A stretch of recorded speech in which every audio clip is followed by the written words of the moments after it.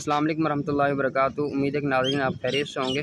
ناظرین، آج کل سوشل میڈیا پر یہ فیملی ولاگنگ کے نام پر، انٹرٹینمنٹ کے نام پر ہمارے بچوں کے عقائد کو خراب کیا جا رہا ہے۔ حال ہی کے اندر ایک فیملی ولاگر ہے رجب بٹ، جنہوں نے ایک مرتبہ نہیں کئی مرتبہ صحابہ رضوان اللہ تعالیٰ علیہ مجمعین کی گستاخی کی، لیکن وہ پھر بھی آزاد پھرتا ہے۔ ہم نے کبھی اس بات کو سوچا ہی نہیں ہے کہ ہمارے بچے کن کو فالو کر رہے ہیں اور ہمارے بچوں کے عقائد کیا ہیں۔ کیا ہمارے بچے ان لوگوں کو فالو کر رہے ہیں جن کے عقائد ٹھیک ہیں؟ حالانکہ رجب بٹ جو ہے، انہوں نے ایک مرتبہ نہیں کئی مرتبہ صحابہ رضوان اللہ تعالیٰ علیہ مجمعین کی گستاخی کی، اور یہ فیملی ولاگنگ کے نام پر کروڑوں روپے کما رہے ہیں۔ اور اس کے علاوہ ہمارے بچے ہمارے معاشرے کے اندر ان کو کس انداز کے اندر دیکھا جا رہا ہے، یہ ہم نے سوچا ہی نہیں ہے۔ حالانکہ انہوں نے ایک مرتبہ نہیں، اور اسی طرح فیملی ولاگنگ تو میں کہتا ہوں کہ بہت زیادہ ہے۔ آپ کسی کو بھی سنتے ہیں، آپ اپنے بچوں کے اوپر دیکھیں کہ ان کے اوپر نظر رکھیں کہ وہ کن کو فالو کر رہے ہیں۔ کیا وہ ان لوگوں کو فالو تو نہیں کر رہے جو صحابہ رضوان اللہ تعالیٰ علیہ مجمعین کی گستاخی کرتے ہیں؟ رجب بٹ نے ایک مرتبہ نہیں کئی مرتبہ صحابہ رضوان اللہ تعالیٰ علیہ مجمعین کی گستاخی کی۔ حال ہی کے اندر یہ 10 محرم کے اندر وہ ماتم کے اندر جلوس میں انہوں نے یزید پر لعنت، یزید پر ٹھیک ہے سبھی لعنت بھیجتے ہیں، لیکن انہوں نے یزید سے مراد ان کے آباء و اجداد حضرت معاویہ رضی اللہ تعالیٰ عنہ اور ان کے جد پر لعنت کی ہے، نعوذ باللہ من ذالک۔ تو حضرت سفیان رضی اللہ تعالیٰ عنہ یہ تو سب آتے ہیں، لیکن انہوں نے ایک مرتبہ نہیں کئی مرتبہ اس طرح کیا۔ کیا کبھی سوشل میڈیا پہ ہم نے اس چیز پر غور کیا کہ ان لوگوں کو اتنی آزادی کیوں؟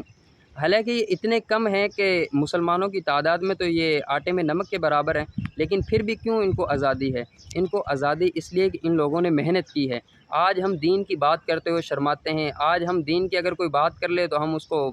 بلکہ اس کو حوصلہ افزائی کی بجائے اس کو ہم طعنہ زنی کے شکار میں اس کو لا رہے ہوتے ہیں۔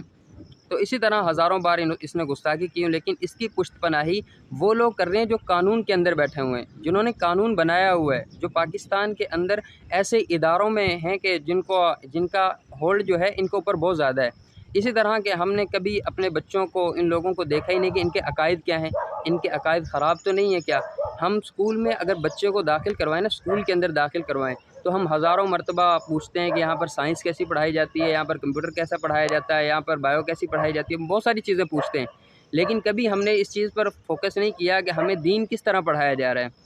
بلکہ ہم مسجد کے اوپر تنقید کرتے ہیں، مدارس کے اوپر تنقید کرتے ہیں، جبکہ ان مدارس اور ان مساجد نے ہزاروں علماء آپ کو دیے، آپ کے معاشرے کو سدھارنے کے لیے دیے۔ اسی طرح فرمایا کہ ہم نے تو ان معاشرے کے اندر ایسے ایسے لوگ علماء پیدا کیے ہیں کہ جو آپ کو سکھاتے ہیں، لیکن آپ کیا ہے کہ آپ ان کے اوپر تنقید کرتے ہیں۔ آپ اس وقت اپنے بچوں کو بھی منع کرتے ہیں مسجد میں نہ جاؤ، مدرسے میں نہ جاؤ، اور پھر آپ کہتے ہو کہ ہم تو نیوٹرل ہیں۔ حالانکہ مسلمان تو ایک حق پرست کی بات، حق کی بات کرتا ہے، وہ تو باطل کو سرعام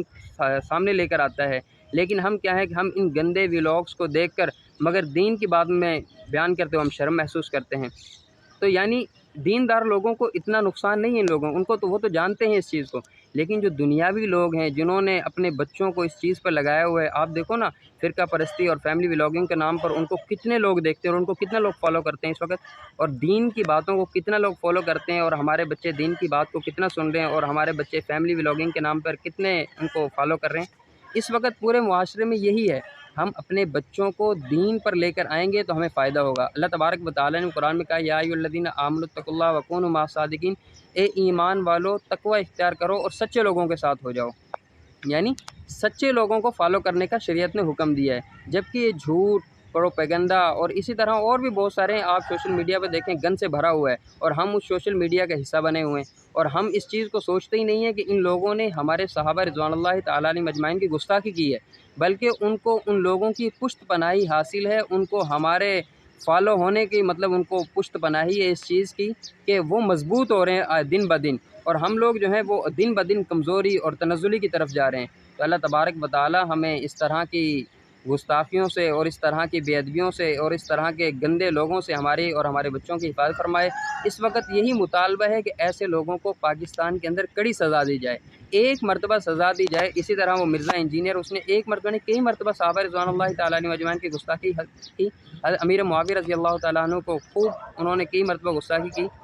تو ان لوگوں کو ایک مرتبہ ایسا قانون بنایا جائے اور اس قانون کے کٹہرے میں سب کو لے کر آیا جائے، تو پھر ہی پاکستان کے اندر ان لوگوں کو ایک صحیح معنی میں نتھ ڈلے گی، ورنہ تو پاکستان کے اندر یہ لوگ ایسے ہی آزاد پھریں گے اور مسلمانوں کو تنزلی کے شکار ہونا پڑے گا۔ تو آپ سب مل کر ان چیزوں کو فالو کریں کہ اسلام کے قانون کیا ہیں، اسلام ہمیں کیا سکھاتا ہے، پھر تو ہماری زندگی کامیاب ہے۔ اور اگر ہم اس طرح کی زندگی نہیں گزار رہے تو پھر ہماری ناکامی کی زندگی ہے۔ اللہ تعالی ہمیں صحیح معنی میں شریعت کے مطابق زندگیاں گزارنے کی توفیق عطا فرمائے۔